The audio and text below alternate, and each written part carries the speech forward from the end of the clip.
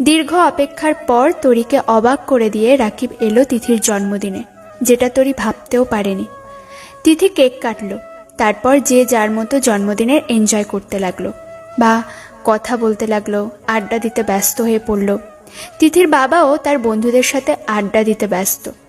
অন্যদিকে তিথির মা তরি রাকিবকে অনেকক্ষণ ধরে খুঁজে যাচ্ছে, কিন্তু কোথাও পাচ্ছে না।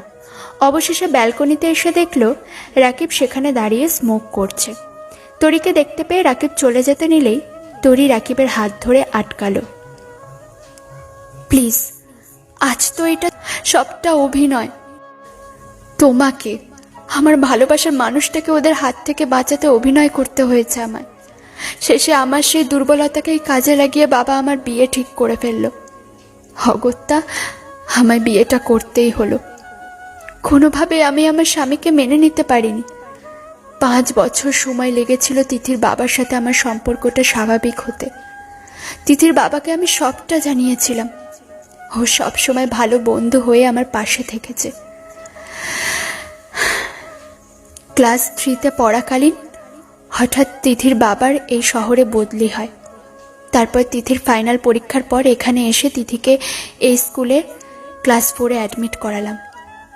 ভাবতেই পারিনি এতগুলো বছর পর তোমার সাথে আমার আবার দেখা হবে।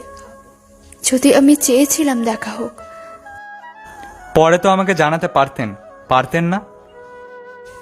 বিশ্বাস করো রাকিব, আমি বহুবার চেষ্টা করেছিলাম বিয়ের আগে সেদিন যা যা হয়েছিল সবটা তোমায় জানাতে, কিন্তু পারিনি। আমায় মাফ করে দিও রাকিব, ভুল বুঝো না আমায়। ছাড়ুন এসব কথা। কিছুক্ষণ দুজনে নীরব থাকার পর তরি বলল, বিয়ে করনি?